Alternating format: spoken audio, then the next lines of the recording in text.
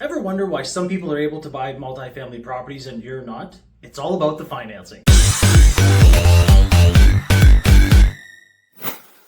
Today I'm going to be discussing total debt to income or total debt service ratios versus asset-based, equity-based lending. This is where the financial institution either looks at you or looks at the multifamily property you're looking to buy. So welcome to the Dave Show. If you're new to the channel, you're not familiar with me, my wife and I, Mel, have purchased over 240 units in 5 different countries, the US, Canada, Costa Rica, Mexico, Dominican, all using other people's money and no joint venture partners. Now in today's video, I'm going to be discussing the difference between that total debt service ratio or total debt to income financing versus what I prefer using equity-based lending and asset-based lending. Before we jump in, make sure to subscribe to the channel and hit the bell to be notified whenever I drop a video every single week. First off, let's discuss more traditional financing and what this actually means. So total debt service ratio or total debt to income is where the financial institution looks at you, looks at your total income versus your total debt and creates a ratio. And this will all be dependent on the financial institution. Sometimes they have like a 40%.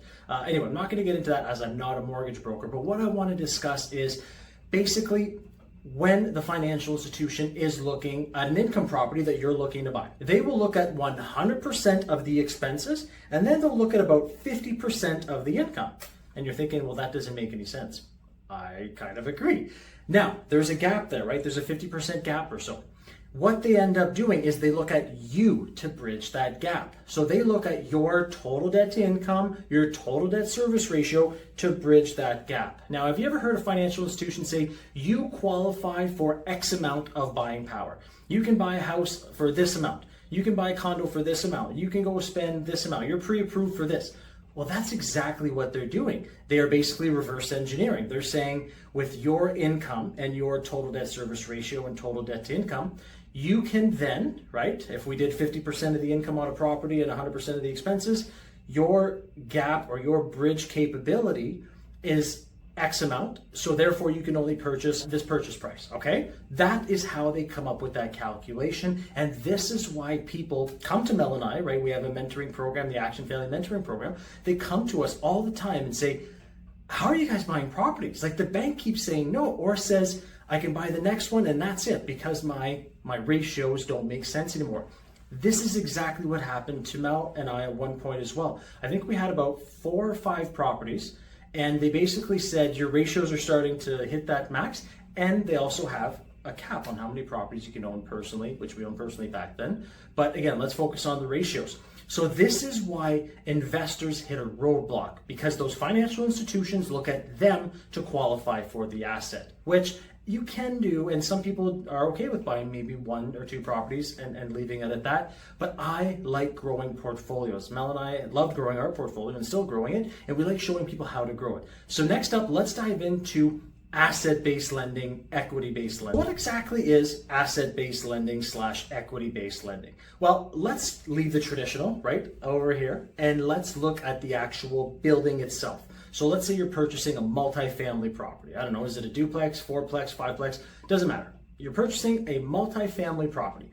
What asset-based lenders and equity-based lenders do is you provide them the property. They basically take you, put you aside for now, okay?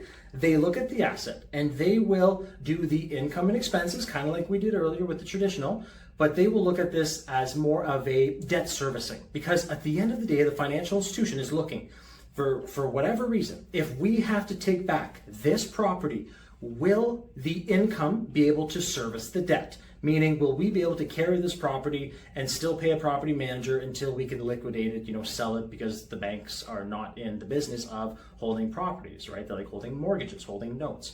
So that's what they're doing. Does this property make sense? Does the income justify the debt, and can it debt service? After they do asset-based lending, equity-based lending, meaning they are lending on the property because the property makes sense, they're underwriting it, stress testing it, etc. After they do this, right? Again, they're not looking at you bridging the gap there, that 50%. After they approve the actual asset, then they might look at you, or then they will look at you, most likely, and say, okay, the asset makes sense. What is our risk with this individual? Because again, The bank doesn't want to take it back and have this on the books. They want to hold mortgages. They want to receive income every month. They want people to make their payments. They are now going to look at you and see why they should lend to you or why they should not lend to you. Meaning, now that they've underwritten the asset, they are going to look at you as the investor, as the borrower, to see, are there reasons why they should not lend to you? Meaning, do you have any past bankruptcies?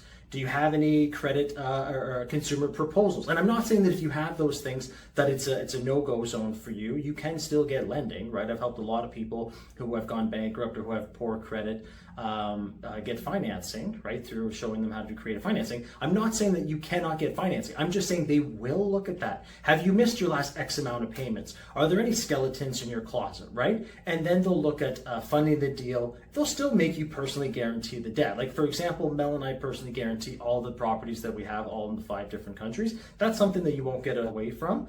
But again, this asset is what is qualifying for the mortgage. You are, I don't want to say an afterthought, but they will look at you, but they're not looking at you to qualify. They're looking for, why shouldn't they lend to you? After they go, you know what, this person's okay, we're okay lending to them, then they look at giving you, depending on the asset, depending on the size, the location, the makeup, right? Meaning, is it 4 units and under? They might give you 80% loan to value.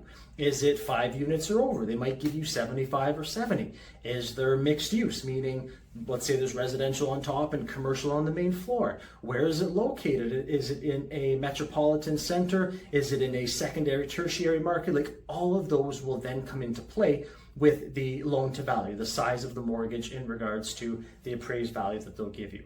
However, this asset-based lending, equity-based lending, is my favorite. Mel and I have purchased so many buildings with this because, again, they're not looking at your personal income to finance the deal. So you can have 1, 2, 3, 4, right?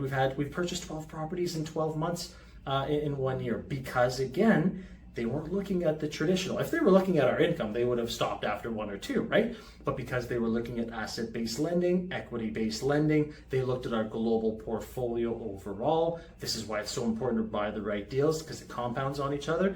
This is what helps us continue to purchase a lot of real estate. So at the end of the day, there's no right or wrong here. If you want to use traditional financing where they use your income to finance the deal, that's completely fine, right? Just know there will be a ceiling at some point. And if you want to grow your portfolio and truly scale like most people want to do, they don't want to just buy 1 or 2, then equity-based, asset-based lending is going to be your best friend. So write in the comment below, what type of financing are you using? Thank you so much for staying to the end and watching this video. If you want to see more like this, check out this one. I'm Dave from Investor Val and Dave, and I'll see you in the next video.